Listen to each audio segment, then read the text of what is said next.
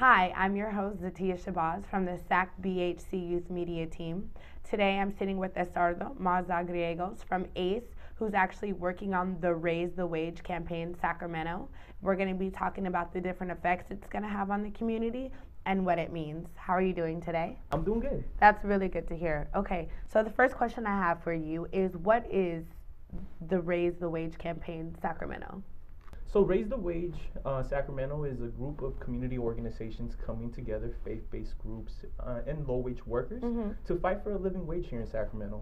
As we know, the price of living here in California has gone up, right? But our wages have stayed stagnant for a very long time.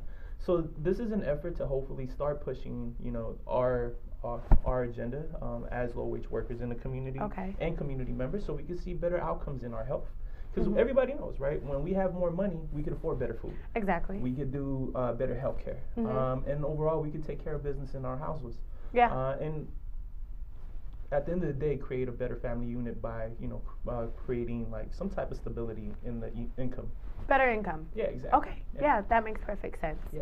Okay, now, I know you keep saying we. Yeah. So who exactly is a part of this campaign? I know ACE, you're part of ACE, and I know ACE is working really hard on it. Yeah. Is there any other organizations or any other leaders that, have took lead on this campaign? Yeah, actually ACE, one of the great things about ACE is we're Alliance of Californians of Community Empowerment, meaning that we're a statewide community organization that represents low and moderate income communities throughout the state. So we're working on this at a statewide level, but we've also taken it on at a local level in our neighborhoods, in our citywide chapters, and also as a statewide entity. Also here in Sacramento, our partners are definitely Organized Sacramento, who's also an activist group and organizing group here in Sacramento, and our faith-based organization here in Sacramento, which is PICO Act. Yes, PICO. We're very familiar with PICO. Okay, awesome. Yeah, they're really good people. Yes. I actually worked with PICO before in the past. So no way. Very, very good organization. Yes. Yeah. I absolutely love them. I think they're like, they create that moral high ground. Yeah, and you know what? They're experts at actually trying to get the votes up. We've gone door to door with them before. Yeah. I actually was a part of that here in the BHC area. Yeah. And it was really awesome because that's exactly how we in turn create a healthy community by giving the community, the power to have self-determination. Exactly. It's nice to see, neighborhood organizations get together and become a unit because it's power by numbers, That's awesome. That's awesome. Good job, guys. Yeah. Now, does this campaign mean anything to you personally? I know you're working on it as a part of the ACE organization, but we're all individuals, right? And we're also a part of this community. So what does this mean to you personally? I mean, personally, I've had that experience of having to work at a Taco Bell. That was like, something that was really one of the toughest jobs I've ever had. And truthfully, it was also one of the least paying jobs I've ever had. It was like one of the worst paid jobs. And also, like growing up, I've seen a lot of individuals in my community, folks, friends, family members, that have worked at these places, at the fast food chains, and worked at these places for 19, 20 years, and still get paid a minimum wage, still don't have any benefits or a steady work week.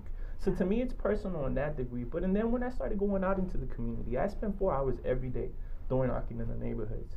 And every time I go out, I find folks that are just like choosing between having good food or paying the rent or paying the light bill.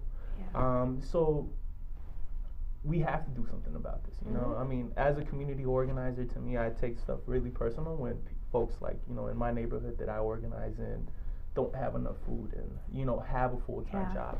There's no reason why somebody that's working a full-time job can't sustain their family, especially if they've been working there for a long time. And the preconceived notion is that, like, a lot of these folks that work in the fast food industry are just teenagers. But the reality is that a lot of the people working at these places are the bread earners for their family. And they're bringing in a huge chunk of the income. And they're still, like, falling short, even though they're working 2 and 3 jobs, even though they're working over 40 hours a week. They're still falling really short. And that's unfortunate because that's not what should be happening. Right. And, I don't think a lot of people take the seriousness of it. I remember when I was working my first part-time job, minimum wage, you are the breadwinner, and being a teenager and you're trying to earn that money to get your license or whatever it is, that's the kind of stuff that matters to get you to the next level of your education, or to get you to the next level. You know, you can't get a promotion if you can't get there because you don't have any gas. Exactly. So I think, you know, it's all kind of a domino effect, right? Yeah, no, not just that. It also like really does affect the community in many different ways. So when you work a job and it's like minimum wage, and you're, you know, working 40 hours a week, sometimes the folks are in such bad economic shape, even though they have a full-time job working over 40 hours a week. Some folks have to still go ask for assistance from the government. Right. And that still drains even us as a society further, because we're basically subsidizing huge billion-dollar industry with our taxpayer money when they should be handling the business. And that overall really does impact the health in the community, because then you start zapping already very precious resources from folks that shouldn't need it, and they need it, so they should apply.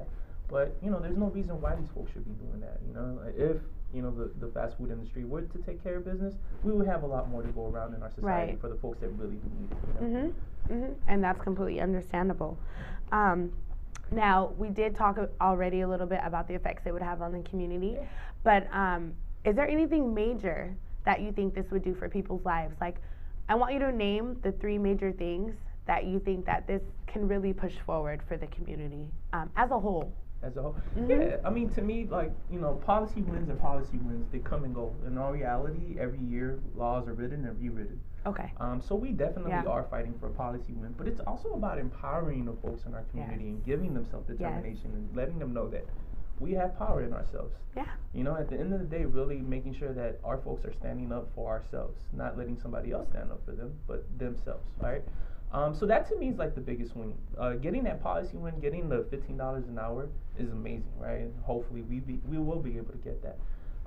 Tying that into inflation, the CPI, which is the Consumer Price Index, would be the sustainable win, which means that 10 years down the line, we won't have to fight this fight anymore. Yes.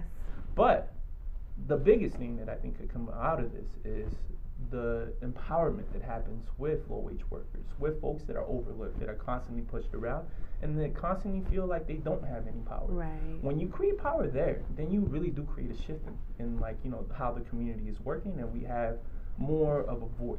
Right. Basically. So, yeah. Letting people know that we're not just small-time people doing small-time things, you know. Exactly. I think that as a community, the small people make the biggest moves, right? Exactly. Right. Exactly. Especially coming together. I mean, what it comes down to is like the more folks we come together, the more power we have. You know, so yeah. Thank you very much for Estuardo for being a part of this episode, and thank the organization ACE for giving us this opportunity to hear a little bit more about the campaign. And thank you to all the viewers that are watching. And remember that there's power in numbers and every voice deserves to be heard. Thank you for joining us on another episode of SAC BHC in the community, and we hope to see you back next time.